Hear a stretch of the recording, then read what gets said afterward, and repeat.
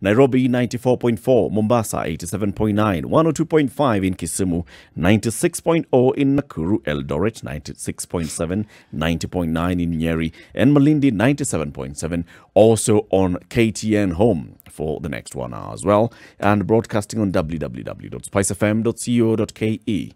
We are discussing COVID-19 response today. The president is going to be having a meeting, a summit with all the governors of the republic, and they will see what is it that the counties have done. And one of the most damning reports has been released by a team commissioned by the president to actually do an actual audit of the preparedness and all the measures that have been put in place by counties. That has told us what the counties were saying, that, you know, many of the counties, only how many counties did not have the capacity? Only how many counties did? 5. No, initially. Initially, 26. 26. No. It's 21 who hadn't met the threshold. 26 had. So from the report by the Council of Governors, 26 counties have already met the minimum 300 bed threshold set aside for COVID. Not that your county has 300 beds in hospitals. No. Or even counting all the beds in the county, including families and hotels and lodgings. No, specific COVID-19. You have to specify. Huh? Yeah, specific. And then this report comes out, and it shows that only 5 counties have met that threshold. 5 counties. 5 out of 47. That means 42 counties basically haven't met this threshold of 300 bed capacity. If what I've been hearing is also true, the government has now given them the okay to use schools or learning institutions. From the very beginning, this was actually a plan already. But they have been given permission. So the issue of the need to even build doesn't arise because schools exist, which means the structures exist. Yep. It's setting aside a facility that can sort you out in terms of COVID. Yes, because you need a place. Yep. Despite that, only 5 have met this. And those 5 are Mombasa, Murang'a, Machakos, which one? Which others? Uasin Gishu is what they said. And Kiambu. Yeah. Those are 5. Only? Yes. Even Makueni hasn't. No, Makueni has. Sorry. So those are the 5. Machakos, Makueni, Kiambu, Uasin Gishu, and Mombasa. Yeah. According to this report. The rest are talking to the birds. So that is just the basic. And remember, on the what date was it in June when the president said, all right, I'm listening to the advice by the medical think tank. 6th of June. Yeah. When they said, what we are going to do is we're going to continue an extension of all the cessation of movement and everything else so that we allow counties to catch up, those that haven't caught up. And then they have the 30 days and we'll be having weekly summits to discuss their progress and see what kind of support we need to give the counties, what they need to do to up their game. So many days down the road, we are still talking about counties not having met that basic bed capacity. So everything else, when you talk about medical workers, when you talk about PPEs, when you're talking about testing capacity, and also how they organize, because one of the critical issues here is testing. We know that the labs are not in every county, but we know that we need to test at every county. So how are we going to get the samples from this county? How are we going to transport them to a lab in a different county? How are we going to bring the results back? How are we going to do the contact tracing? All that is something that ought to be very clear to everybody. If it's going to take you 14 days to get results, surely what are you talking about? So dead. Somebody has come to a health facility, and when the doctor is basically going through asking them the questions, they realize, I think I need to do a COVID-19 test here. Do the COVID-19 test. It waits for some time before it goes to the lab. You wait for results before they come back. 7 days have lapsed, especially now for this health worker who died in Wajir. 7 days later is when they were receiving the results. Not very useful, is it? What kind of response is that, and what are we talking about? And remember, this is now emergency. So 7 days emergency response, really. These are definitely the things that should be taken. Look, not the PR or the, good face, which I guess was what PR is, that is going to be put out there when giving reports. But these are the things that should be taken into consideration during these deliberations that are being had today. the real state of things on the ground, how it actually looks like. If you want to use that one health worker in Wajir as an example of what really takes place, because they normally say if you have an example, that means that it is indicative of what the rest of the situation is. Yeah. It cannot be that just out of the blue, that it's just for this one individual that test results came 7 days later. You got to assume that that is the way things happen normally. Well, the counties are on the spot right now, and we are discussing what counties have actually done to prepare themselves. Let's speak to one of the people who are instrumental in helping the counties prepare, starting from their own county. This is the County Executive Committee Member for Health in Makueni, Dr. Andrew Mulwa. Dr. Mulwa is also the chairman of all the CECs for Health countrywide. They have a forum for all CECs for Health. He also sits at the National Task Force on COVID-19 response. Dr. Mulwa, good morning. Good morning. How are you? Salama kabisa. Welcome to the situation once again, this time on a virtual hot seat. Thank you very much for the opportunity hosting me. I hope to share insights onto what's happening in our country on COVID-19 preparedness. Great. We are really prepared for that. Let's start with Makueni. How prepared is Makueni? Let me start by saying, if anyone said they are 100% prepared, they would be lying. But there is a level of preparedness that you can say you are substantially prepared. Yeah. And I think sometimes I feel we confuse ourselves when we give ourselves numbers that are based on epidemiologic modeling, and we stick to that. Like, for example, the 300 bed capacity that we have given ourselves across the country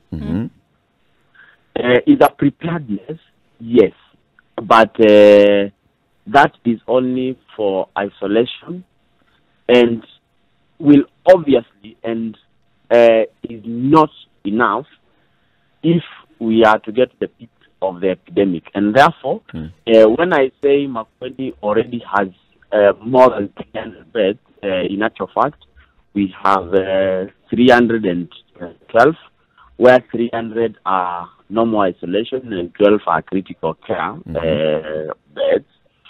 Then it will be easy for anyone looking at Makueni from the 300 and say Makueni is indeed ready. Yeah. But I would tell you, from what we have seen from this disease, 300 is a drop in the ocean. So you can imagine, Dr. Mulwa, you can imagine our chagrin now when we look at other counties, and because I mean, you also sit in a unique position where you're basically chairing over the rest in the country, right? So how then does this relate if it's a drop in the ocean and some people have been able to pass? For those who've not? Yeah, and it's still, it's a big issue because you're wondering, okay, so you're talking about 47 counties. You're talking about at least giving yourselves this bare minimum that you say, this is what we're going to do. We are going to at least bring ourselves to a level of 300. We know that if the numbers were to get worse, it's going to get worse. If the numbers remain below this, it's going to be doable. And the question that you're asking is how? How then do we reconcile if other counties have not been able to get even to some 100, some 150? Can I begin by saying we need to give credit where it's due, and 300, I say, is just but a number that has been arrived at after some scientific modeling, and we also must appreciate where counties are coming from. I think in the month of March, I was in this very hot seat, and we were talking about county preparedness, flights were coming in, and all that. At that point, the numbers that we were working with as a county, as a country, were between 10 and 15 beds per county. We now have counties with 300, we have counties with 270. This is work in progress. Even as like I mentioned, even as I speak now, in Makueni, I am working on increasing that capacity from the 312 in the first phase, moving to 500, and in another phase, moving to 800, depending on how the epidemic hit the county. And therefore, I think the point that I'm trying to drive home is it's not just a number and say 500, say 300. It is where our counties are not equal. Counties are not equal. We are not coming from the same background. We are not equally resourced. There is more than the bed. Because having the bed is just one thing. But there is more than the bed. You need the human resource capacity to run. You need the PPEs. You need the equipment. You need physical beds. You need the space to do this. And the physical infrastructure to hold 300 beds is not easy. There are counties that have gone for tended facilities. There are counties that have KMTCs that have been able to accommodate. There are all sorts of things across the counties. But I want to share that I feel the counties are working towards attainment of some level of preparedness. Having come from 5 beds, no county has Dr. Mulwa, there's something that is wrong with the line. We lack some clarity. We'd like to call you back so we can see whether we'll have a bit better of a line. Let's continue with this conversation when Dr. Mulwa comes back. But you see what he's starting. He's premising his discussion on. He's saying, look, preparedness is not just a number. And it makes a lot of sense. It's not just saying the 300 and therefore those 300, now you put your feet up in the air and say, well, we're good to go. There's everything else that goes with it. There is the healthcare workers. There's the provision of PPEs. There's what we were talking about, even things like testing and knowing how you can deal with testing and taking the samples to the lab and getting the results back. There's contact tracing. All these things cumulatively talk about a county's preparedness. Yes, but it's a piece of the puzzle that is important. If you had PPEs and all those things and you didn't have the space, what on earth would you do with all those things? So he is right in that sense. It is part of this big effort that we're supposed to make. But the preparedness to have the capacity is necessary, because then the conversation for what else is needed becomes viable. It says we have the space, but we don't have this, and we don't have this, and we don't have this. So it's a starting point. Yes. Let me give you an example. If, say, for instance, you said that there's a county hospital that has more doctors than it needs, that isn't actually even a bad thing. It's a good problem. It's a very, very good problem, because it means that you can spread out that help and more people can receive help simply because of the numbers of healthcare workers that they have. All right? But when you don't have the space to actually ensure that people who need the help to be housed or to be a bed for them to be put into or onto, then your problem is a big one. So it's the cart and the horse here. They're all important, but something has to come before the other. Yes. In an ideal situation, they should all come together. But we know that's the thing with something like this, is that unfortunately you can't give one precedence over the other. There's so many things that need attention at the same time. So I guess that's one of the unique things when you're dealing with county bosses, as it were. Then they have or should have the wherewithal to be able to have a bird's eye view of all of this and say, this is one we've done, this is the other, it's been done. Or at least to a certain extent, this other thing has been done as well. It's necessary to look at all of them, and you can't tick off one and say, "Oh, we've done one thing well." Well, sorry, Bernardo is going to give you points for that one. The question I would like to ask Dr. Mulwa when he comes back is simply this: has money been available for all these things, or has there been a demand for them and yet there's no money for them? Because yes, that's yet another problem. So the money conversation again. I must have the money conversation, because if money is available, what was it available for and in what quantities? Yes. Because we understood from the governor of Machakos how he skewed whatever money he had towards one particular purpose. Clear, it's understood. But did other counties also receive money? I think it's also important for us to realize that the people who are giving these reports, like the ones who will give the report to the president today, they were fed information by people across, such as Dr. Mulwa and others, who said this and this and this fuels our decision. Is what we've done. And this is what we have done. Yep. So there must have been something that you have done that you then say we're adequate.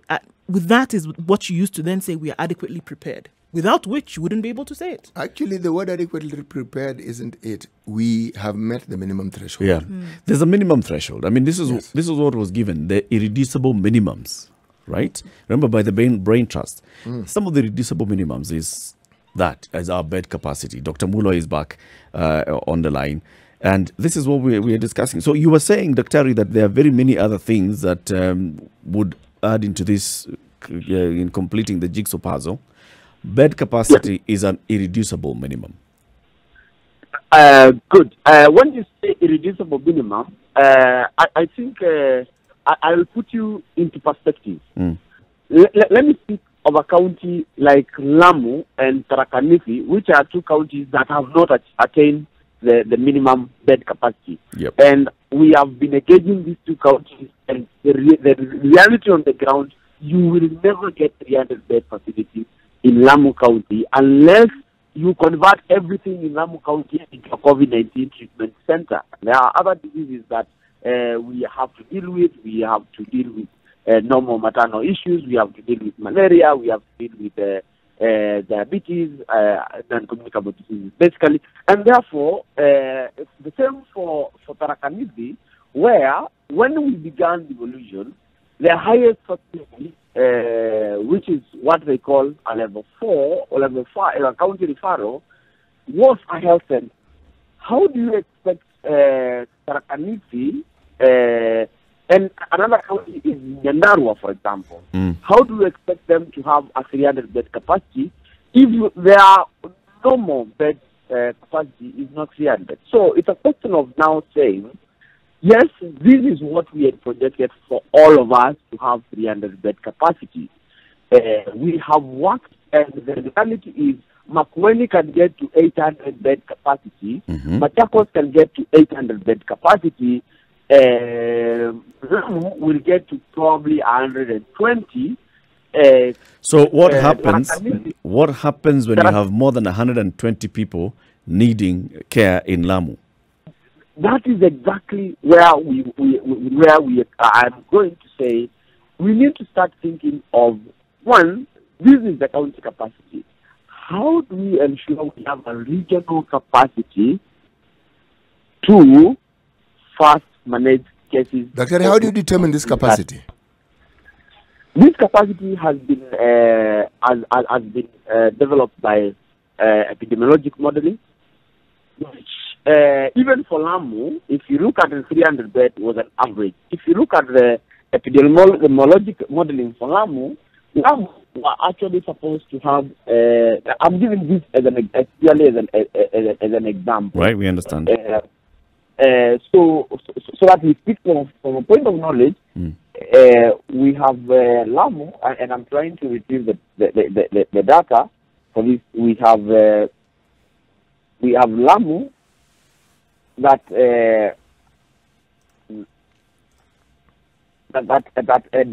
as an allocation of let me go to let me give you for example the expected number of cases in Lamu is 86. Expected number of COVID-19 cases to be hospitalized at any one particular time is 86. But they have projected because we agreed on a number which is an average. When you look at a county like, for example, I go to Bomet.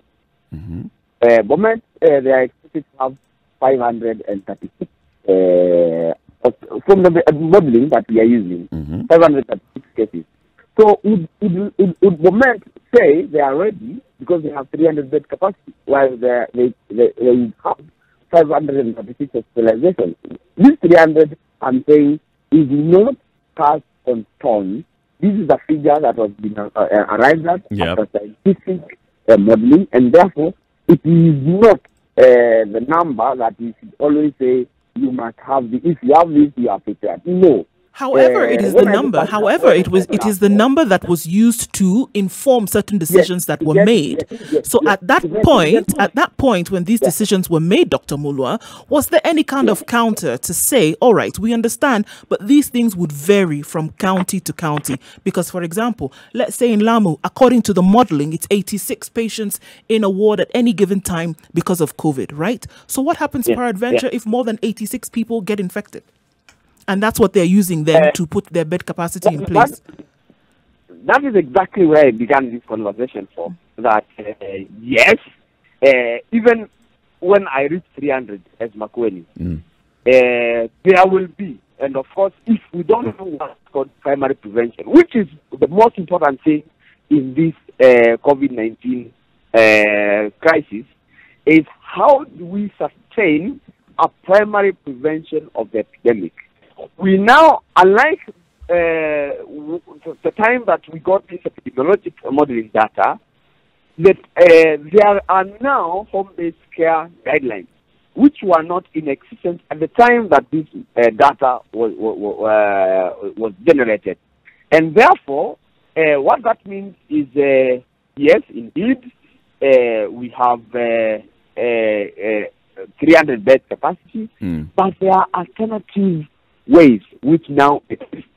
Then the question would be, for those counties, which is not the majority, will be ultimately, because will be maybe 5 or below counties that cannot achieve the 300 bed capacity. We ask ourselves, for these counties, how do we build their capacity? What options are there? Going through the tended facilities, and can we have them? And when you look at it, there is also another whole issue that no one is talking about the resource allocation. Okay, so that was my next question, Dr. Mulwa. Along those lines. But I want to go to a break. I want to go to a break, Dr. Mulwa, and then we continue this conversation. Because now we are talking about practical versus, what's on textbook versus what is expected. And all these things inform a decision that is made that impacts an entire country and an entire country's response to an emergency. This is the situation. Rome is Kenya's biggest conversation. Speaking to Dr. Andrew Mulwa, he is a CECM for Health in Makueni County and also the chairman of the National CEC's Forum for Health. The CEC, the Minister for Health in Makueni County, he's also the chairman of the Forum for Health CECs countrywide, also a member of the task force that's dealing with COVID-19 pandemic. Well, Dr. Mulwa has, in his introduction, in his presentation, he was saying, look, there are some things that were set as, bare irreducible minimums, but then also there's situation on the ground and there's a reality on the ground and a very fluid situation. Looking at countries, at all the counties countrywide and the kind of epidemiological models that have been put in place by experts, you look at some counties are likely to have higher number of COVID-19 cases. So even talking about a 300 bed capacity for Makueni is still not enough. But Makueni, for instance, has reached the 300 bed capacity. They have 312 for critical care. Counties like Lamu, his example, is if, for example, the projections are showing that you're going to have about 87 people who will require treatment, then you also see, so do we want to dedicate a lot of our resources on going to 300, or do we want to deal with increasingly dealing with those that can require treatment? And then at the same time, between that time and now, there has been new rollout of the home-based care protocol, which means that there are more and more people who are now basically undergoing treatment and observation from home. So all these things come into place. And then there's a question that you wanted to ask him. Well, I mean, you just brought up the issue, Dr. Mulwa, the issue of resources and asking for this proper allocation of resources to counties. Is this a problem then in getting ready? Yes. I think also, we like I mentioned, we must appreciate when this COVID-19 began, counties had not anticipated to get a crisis of this magnitude, and therefore attempts to, and this came towards the very end of the third quarter of the financial year, and therefore a lot of the county activities had been done, and therefore just minimal resources would be diverted to handling this emergency from the county-owned resources. We appreciate through the initiative of the President that we were able to get 5.5 billion support towards COVID-19, and all counties got resources. But we must appreciate also that even as we talk about the 300 beds, a county like Isiolo, where my chair of the health committee for Council of Governors comes from, only got 16 million Kenya shillings. Mm-hmm. How many beds, how many ICU beds, how many normal hospital beds can 16 million do? Even if Isiolo wanted, from the resources given, it is practically impossible for the resources that received as a conditional grant to acquire the capacity that is required. How much did Makueni get? Makueni received 118 million. Yes. Was that sufficient to do 300 beds? I would say 300 would barely be enough to do the 300 beds with ICU capacity that is required of 20. But I would say it would push us somewhere. And because as Makueni, we already have been investing in health. There you go. So that's the point. That's the bottom line. The bottom line is that the county of Makueni. That is exactly the point that I'm saying, that we are not beginning from the same level. And therefore, there are those counties that have stronger health systems for one reason or the other. Some historical, others because of focused by the county government. What really is the cost of ensuring you have one bed that actually meets the standards that were required of the counties? Would I say the cost? I'm not a financial expert, but why I ask is because you said the 15 million was inadequate. So I'm asking, let me ask, how many beds would 15 million shillings give you? For a normal hospital bed, a normal hospital bed that is locally manufactured, that is not a sophisticated hospital bed that double crank and all that, the minimum that you could get a single bed with mattress and everything, with all everything, is, I would give it about 60,000-70,000 Kenya shillings. But this is my own estimation, which does not necessarily have to mean. But there are hospital beds that would go as high as 150. There are the ICU beds, which are more expensive. To get an ICU bed now under the current crisis would cost probably between 4.5 and 7 million. And so therefore... how about we approach the question then from this angle? How much would a county need for it to be able to do 100 beds, 200 beds, 300 beds? From what, from what the counties are presenting as their budgets, this is how much we would need to be able to raise our capacity by 100 beds dealing with COVID-19. I would say anything between 100 and 150 million. Okay. So about 100 and 150 million shillings, it's what would be a minimum? Okay. And now you're saying a county, for example, like Isiolo received how much in this particular... 16 million. 16 million from this particular injection. Yes. And how much had they dedicated to COVID before receiving this injection of 16 million? I wouldn't have the figure, but I know Isiolo has done ICU for COVID-19, has isolation for COVID-19 with its own resources. And therefore, the point that I was trying to drive is having dedicated their resources. If, for example, Isiolo says they have 120 beds, then it would mean these 120 beds is county resources. Remember, these counties have roads to do, these counties have water to provide for the people, these counties have, of course, education is almost slowed, but there are programs in even the education sector that are running and all the other functions that the county has. And therefore, I think, I would say counties have done extremely well, moving from almost 0 beds in March to close to 30,000 beds now. which to me is already a good sign, and is work in progress. We have not yet seen the worst of COVID-19. Are we close to 30,000 beds, Dr. Ari? Less than a month ago, we were less than 10,000 beds. We were specifically at 6,000, just over 6,100 beds across the country. Yes, we are approaching 30,000 now. Okay. Yeah.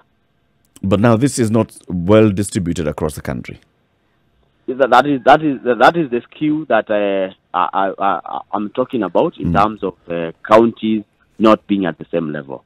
Okay, so Dr. Ari, if we are now looking, I mean, you just said it now, we've not seen the worst that COVID has to serve up in terms of transmissions around the country. That's one. You've also said that you're more or less impressed with how things have been carried out by county. So now let me ask you, are you comfortable knowing that COVID has not served up its worst yet, and you're happy with the way things have progressed at the county? Are you comfortable that should COVID serve up its worst, counties then would be able to take care of its people? Let me start by saying yes. I am not comfortable. You're not, because, and I continue to say, this is work in progress. The moment anyone says that I am now ready, then they would be lying to the Kenyan population. So it is work in progress, beginning from almost nothing and progressively moving towards something. So that is exactly what is happening. And therefore, I would say, yes, indeed, we are not yet there, but there is a movement towards there. COVID-19 as a disease, how it is going to affect this country, even the best of experts cannot with precision say it will be to this extent. When we get out of this, we can't know. Because, one, in the beginning, the government did extremely well in terms of containing the spread of the disease in the first few months. Then, because of economic realities, people started going back to their normal lives, and therefore the spread of the disease spiraled. And with opening up of areas where there was cessation of movement, this disease has literally spread to every corner of this country. And therefore, what that means is we can't, as of now, because without behavior change for the citizens, because I keep saying this, that the ultimate responsibility on this will be on the Kenyan citizen. The government can only do its best in terms of giving the guidelines, in terms of no one will come to my homestead and tell me, this is what you must do. Because when I'm in my homestead, I'm in my own private space. When I'm in public, I will have my mask. But it doesn't matter who comes to my household. How many people visit my household?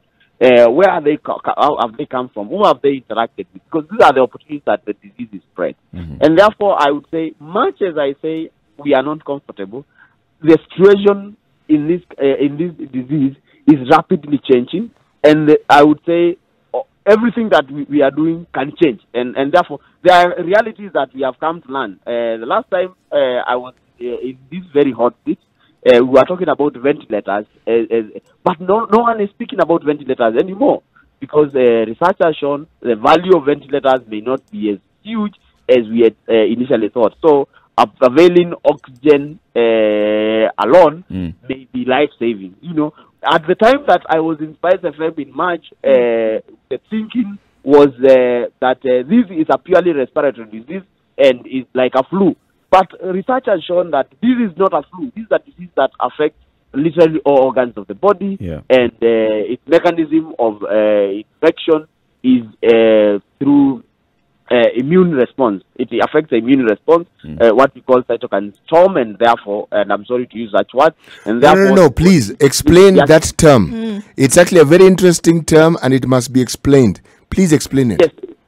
The disease, when you get COVID-19, the virus, the body, in an attempt to fight the disease, has an immune reaction to fight the disease.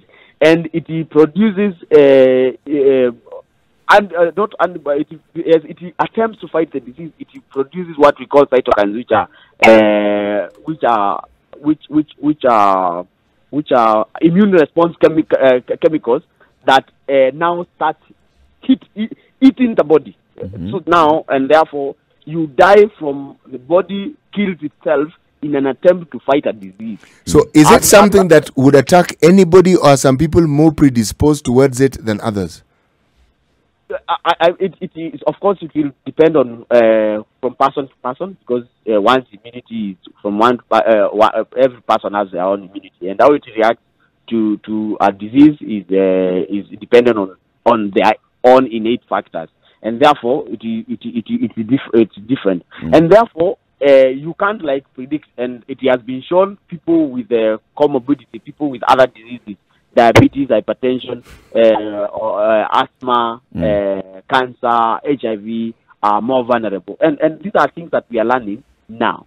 This information was not here with us in March, and therefore we are learning, not just in Kenya, everywhere in the world. It's global. And we have seen from countries that we are ahead of us in terms of epidemiologic cycle. First China, then Europe, Italy, Spain, then the United States, then we went to South America, where Brazil, and now we are keenly studying what's happening in South Africa, which is a country that shares all the risks that we share in terms of HIV prevalence, in terms of non-communicable disease, in terms of population, black people, and all that. Yeah. And we are keenly studying. So we are, I would say, because we are a bit late and we bought time by the very restrictive measures that we had, we are able to learn from others and now respond. So my answer to your question is, it is not a straight, you have had all that explanation. It's not a straight answer, yes or no, but there are so many factors that need to be considered. You've brought in the issue of South Africa, which is something to talk about.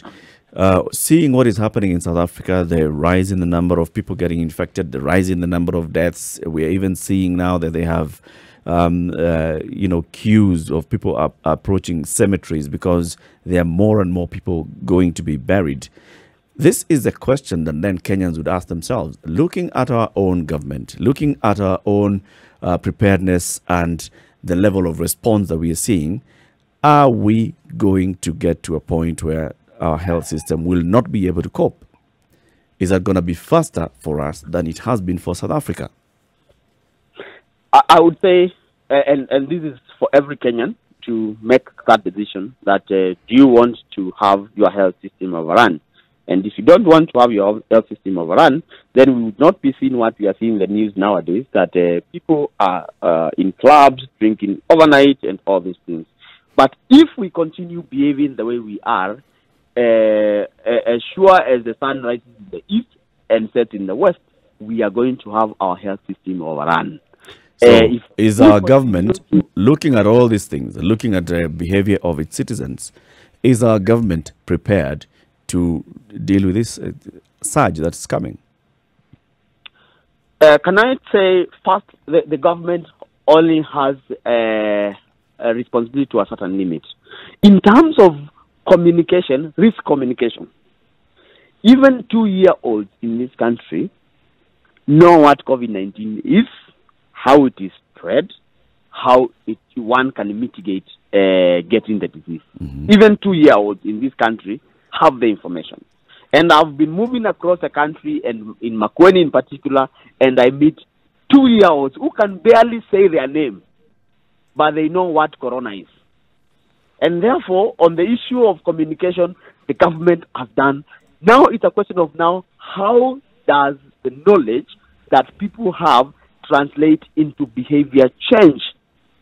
I have been to places where I find people still gathering, and none of them has a face mask.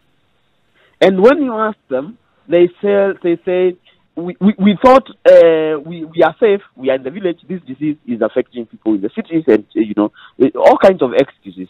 So, and there are also those young people, especially who think because they are young, they are unlikely to be affected adversely by the disease, and therefore, out of ignorance, they don't adhere to the protocols that have been laid on. Which points to gaps in information. So, Dr. Mulwa, if you're saying that the information that has been passed on, communicated by government, has been adequate, you said that government has done its part, right, in giving out this information.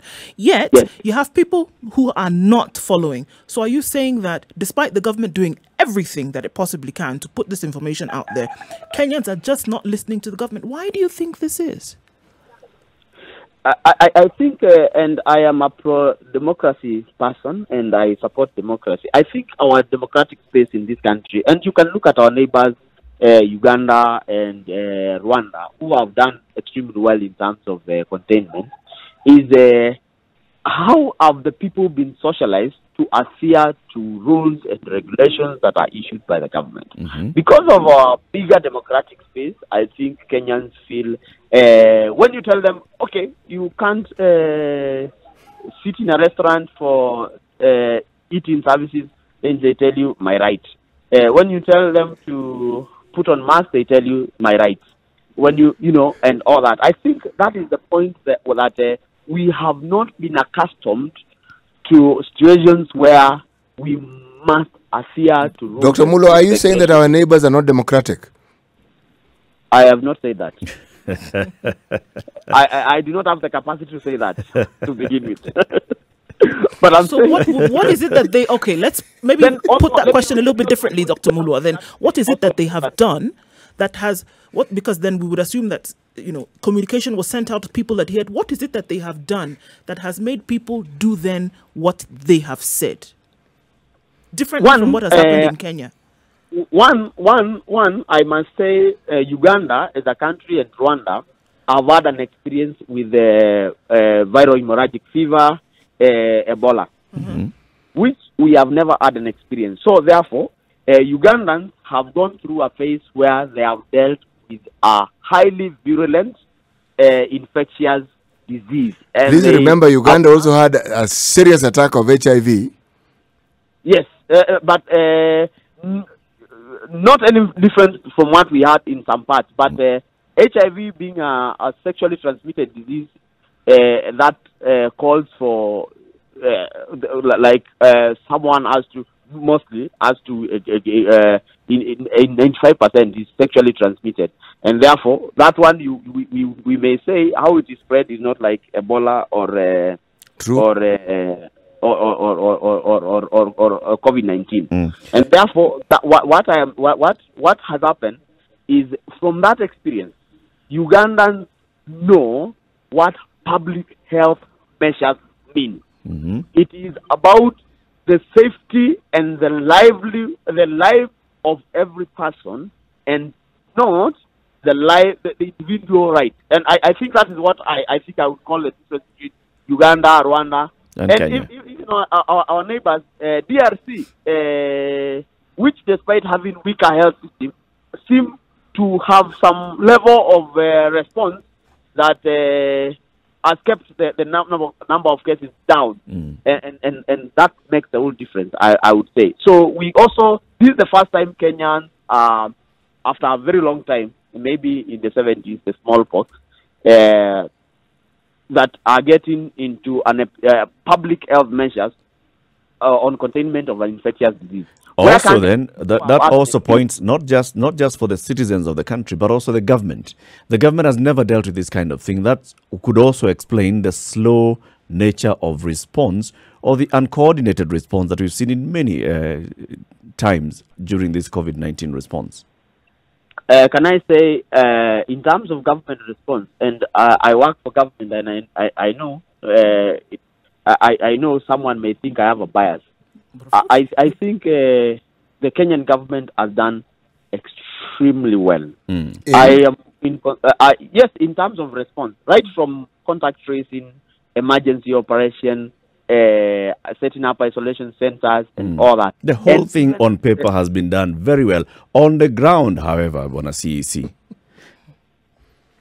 To me, if I was someone was to ask the missing link in terms of the COVID-19 response, I would say it is the citizen. Oh, really?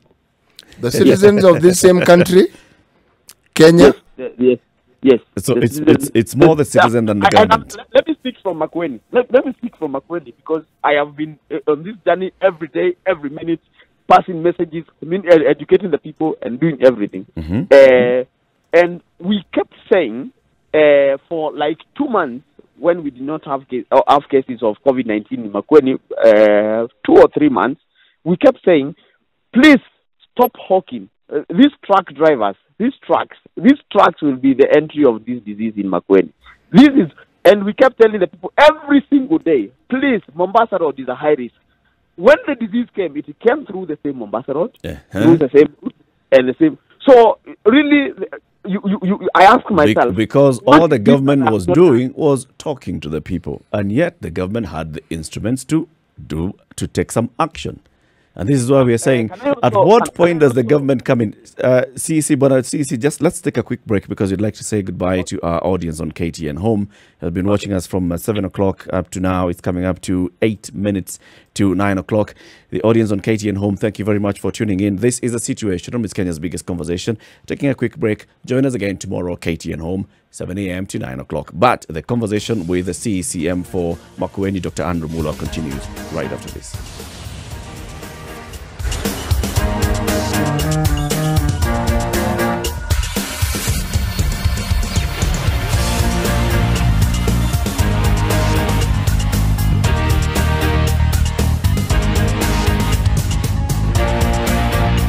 So the conversation continues with Dr. Andrew Mulwa, and this is what you were saying, Dr. Ari, that the government versus the people, and the response by the people and the response by the government.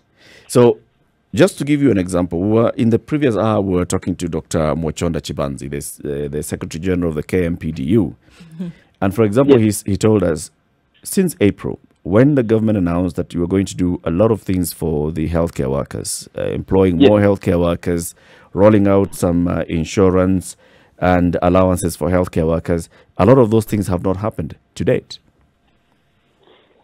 Maybe the question that I would ask, and with all due respect to the unions and their representatives, is what has not been done and what is not in progress. Because when the government promised to pay risk allowance to healthcare workers, I am aware that at the end of this month, all the healthcare workers will receive the 3-month risk allowance. When the government said they are... So at the end of this month, they are going to start receiving the allowance? Yes, they will receive with arrears. Which means May and June, they did not. They did not, because... to resource, 2 to create the IPPD code for that, and it takes time. The government processes take time. Yeah, even during a pandemic like this. If what you are saying, Daktari, was only during the COVID period, I would agree with you 100%. But what we're saying is something we've been seeing from time immemorial. When we are talking about public funds, we must always remember that Dr. Mulwa is not using private funds, and therefore can only adhere to the regulations that have been put in place by the Public Finance Management Act, and therefore, for accountability and transparency, government processes must be followed. Of course, during emergencies, I appreciate that things need to be done in a different way, but that should not replace transparency and accountability. So that's one admission that, yes, it's true that they haven't received their allowances yet and they haven't received their insurance yet. Number one, tick. He was right. But Number two, all of them, employment of doctors, of extra healthcare workers. The employment of doctors is now complete. I am aware that all the specialists and the doctors that were to be employed was complete 2 weeks ago, and the doctors are getting deployed as we speak now to the counties. Counties or in Makueni? I am talking about the recruitment. There was a nationwide recruitment. There was 2 levels of recruitment. County recruitment for nurses, public health officers, lab people, all the card, the many health worker cadres by the county on behalf of the Public Service Commission. Then, because we did not have time, and these were staff that were supposed to be engaged for UHC, and because of the crisis, we had to push the recruitment to be done within a short time. And therefore, and this was to give us 9,500 healthcare workers. That process in 70-80% of the counties is now complete, and these workers are on board. They're on board. Are they aware that they're on board? They have already, like where I come from in Makueni, we already have the 243 workers, healthcare workers that we want to recruit. They are already working. They're working. They already have their appointment letters. They are already in service. When did they start working? Was it this month? We had 2 cohorts. The first cohort began in May, and the second cohort began in the beginning of June. So that process is complete. But there was another, because when COVID-19 came, we had to get specialists, anesthesiologists, we had to get ICU nurses, we had to get doctors. This could not possibly be done by each county advertising their own, because to get an anesthesiologist, you may not get one for every county. True. So we agreed to do a national recruitment, then deployment to the counties. That is the process I'm saying, and that is what the doctors have been saying, because that is the recruitment that was to employ the doctors. It was done. It is now complete. The doctors are being deployed. So when do you expect that these doctors and other medical workers will then actually start doing their duties in counties apart from Makueni? I think in all counties, the ones recruited nationally get deployed this week. The ones that were being this week, the ones that got deployed by the counties, in 80% of the counties, they are already working. They're already on the ground. Yes, they are already on the ground. So therefore, it is not as bad, because, and I'm talking about 9,500 new healthcare workers that have been engaged since COVID. That's not a small number, is it? As we conclude the conversation, Dr. Mulwa, so your boss, among others, are going to be having a meeting with the president today. The COG summit with the president to review what is happening across the country and what other measures can be put in place. And the conversation, and we'll be conducting a poll online and on air in the next hour, is to lock down or not, to have stricter measures imposed by the government or not. What would you advise? To lock down is valueless. Locking down will not change a thing. The only thing that I would say in terms of restriction is because we can identify, because the beauty about COVID-19 is that disease of clusters. You can easily identify in this area, this is the hotspot. It is now to give counties powers to manage their own hotspots in the best way that they can. To me, that would be the game changer. Give an example. To say, like, for example, within Makueni, we have 6 sub-counties, and we have several towns. Right now, from the data that we are doing, the tests that we are doing, we seem to have the disease around Kibwezi area. So it is for Makueni County to now sit down and say, how do we do epidemiology control within Kibwezi? We can have strict restrictions and say, no market in Kibwezi, no movement, curfew begins at 7 in Kibwezi, no opening of hotels, no churches within that area. Then we can say we have managed the epidemic within Kibwezi.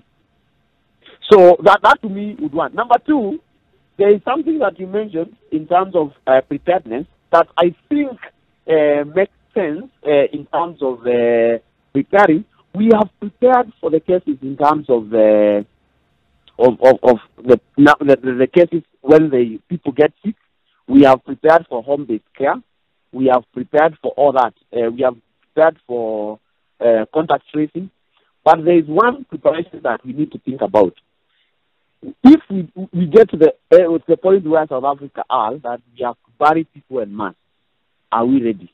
I would say that's the major gap.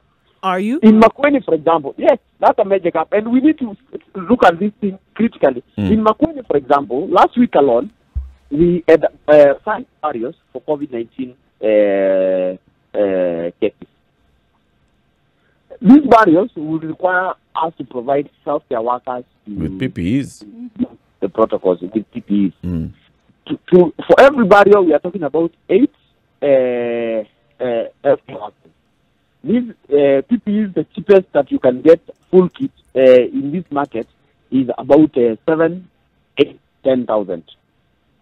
So we are talking for every barrier 8 people, which is 60, 70,000, 80,000 or thereabout. Yeah. How practical is it when I will have 20 cases to commit 160 healthcare workers to go and bury people? So if the situation continues as it is, we will not have the capacity to do these barriers. Okay. And therefore, a decision has to be made so that we don't get to a point where I have seen Ecuador, I have seen Bolivia, and now South Africa. That we have people who have died in homes, in hospitals, and they cannot be buried. But they cannot be buried because we don't have healthcare workers, we don't have PPEs. Yes. So we need to. So what decision would that be? We prepare the whole continuum, and the continuum would mean, do we devise mechanisms for public barriers in terms of we say, rather than have everyone get buried in their homes, we have public cemeteries. That is the conversation that we need to have. How do we prepare this country? Because it's an important, and I've seen the bashing that governor, our chair, Council of Governors, got when he said he's preparing for mass barriers. Yep. For barriers. It is an important preparation.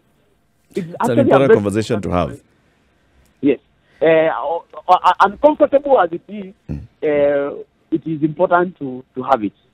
Dr. Andrew Mulwa, thank you very much for speaking to us today. Thank you. And we wait to hear what the president and the governors agree after their meeting today. I'm sure what they'll be discussing is information that has come from you and your fellow CECs and other members of the task force on COVID-19. Thank you. Asante sana and have a good day.